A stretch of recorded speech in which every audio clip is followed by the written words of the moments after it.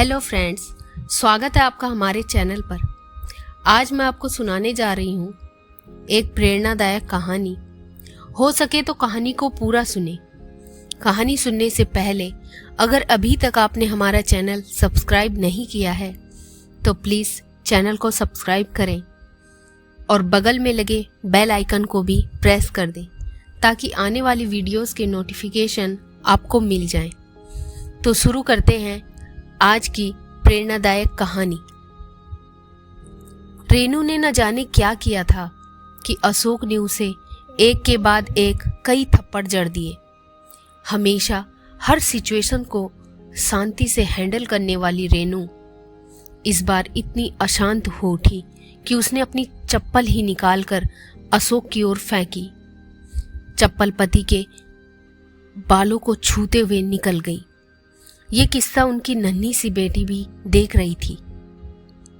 किस्सा यहीं पे खत्म हो सकता था, मगर पति ने इसे अपनी मर्दानगी का विषय बना लिया और बात बद से बदतर होती चली गई। दोनों ने ही अपने अपने परिवार तक बात पहुंचा दी। फिर क्या था? फिर तो रिश्तेदारों ने आग में घी का काम किया। किसी ने कहा जो औरत अपने पति को चप्पल से मार सकती है वो ना तो वफादार हो सकती है और ना ही पतिव्रता।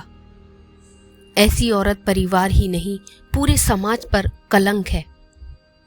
रेनू के पक्ष वाले भी कहाँ पीछे रहने वाले थे। किसी ने कहा 21वीं सदी में जो अपनी पत्नी के साथ मारपीट करते हैं उन्हें तो जेल जाना चाहिए। तो कोई कहता जरूर उसको कोई और पसंद आ गई होगी इसलिए अब पत्नी से मारपीट करने लगा है।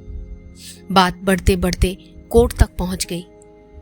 दोनों पक्षों ने एक दूसरे के खिलाफ केस फाइल कर दिया। रिश्तेदारों के कहे में आकर अशोक ने चरित्रहीन होने का तो रेनू ने दहेज और शारीरिक उत्पीड़न का आरोप लगाया।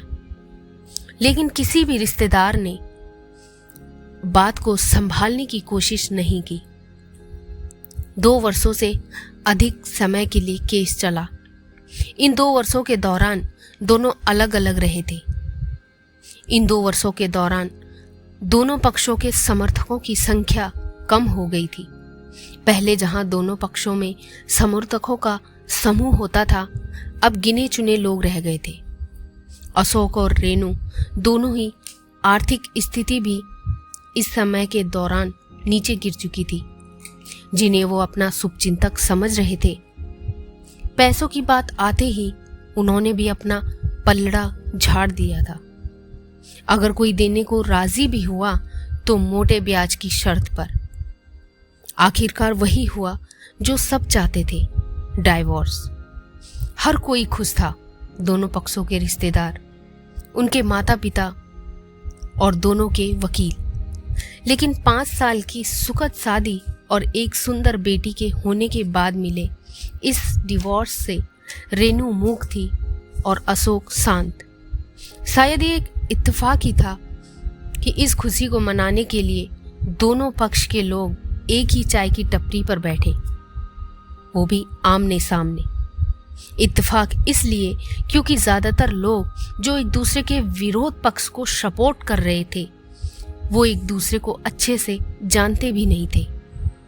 अशोक और रेनू भी इन सभी से दूर एक दूसरे के सामने मेज पर बैठे।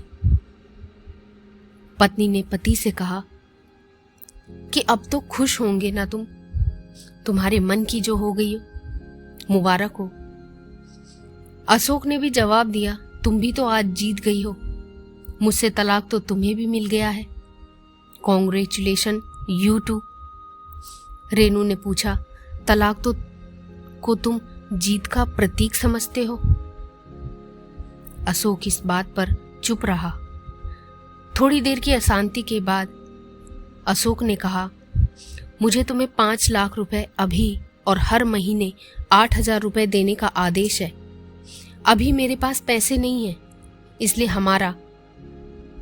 मेरा जो सिटी का फ्लैट है उसे तुम्हारे नाम कर देता हूं। पत्नी बोली, लेकिन उस फ्लैट की कीमत तो 18 लाख की है।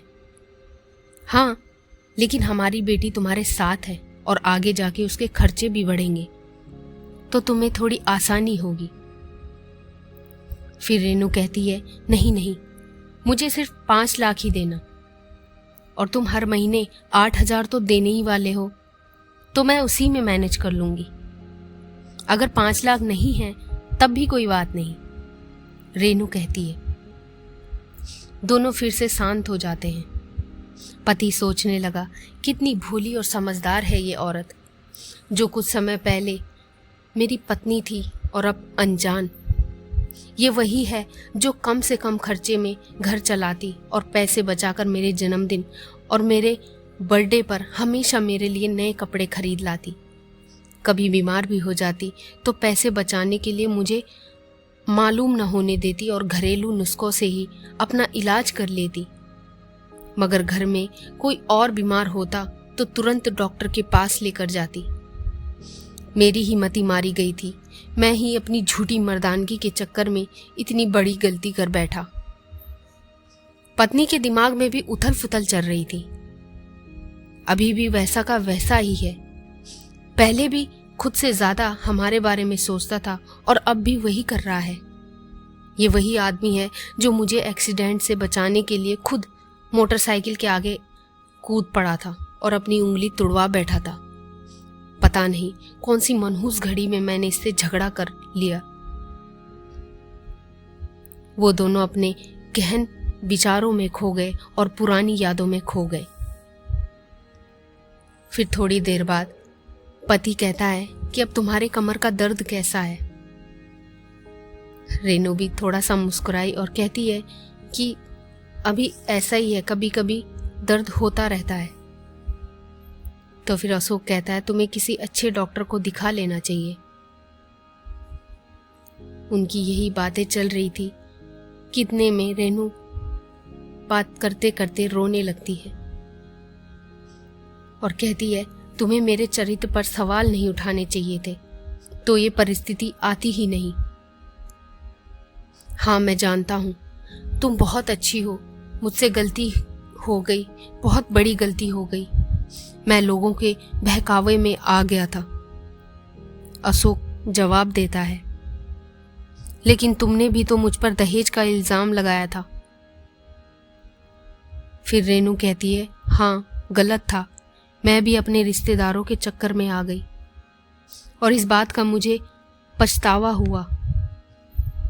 पति कुछ कहना चाह रहा था लेकिन हिचकिचा रहा था। पत्नी ने उससे पूछा, तुम कुछ कहना चाहते हो? वो बोला, क्या सब पहले जैसा नहीं हो सकता? पत्नी बोली, क्या मतलब? मतलब कि हम फिर से पहले की तरह पति पत्नी बनकर, सच्चे दोस्त बनकर नहीं रह सकते? पति बोला, पर ये डाइवोर्स के पेपर? पत्नी डाइवोर्स के पेपर फाड़ते हुए कहती है, लो ये रहे डाइवोर्स के पेपर। पति ने भी अपने पास रखे डाइवोर्स के पेपर फाड़ते हुए कहा, और उसने भी अपने हाथ के डाइवोर्स पेपर फाड़ दिए। सभी हैरान थे, वकील, रिश्तेदार, उन दोनों के ही माता पिता। पति पत्नी दोनों ही एक दूसरे का हाथ पकड़कर अपने घर की तरफ चल दिए और घर जाकर जो बेटी घर पे अकेली थी वो बहुत खुश हुई अपने मम्मी पापा को एक साथ देखकर।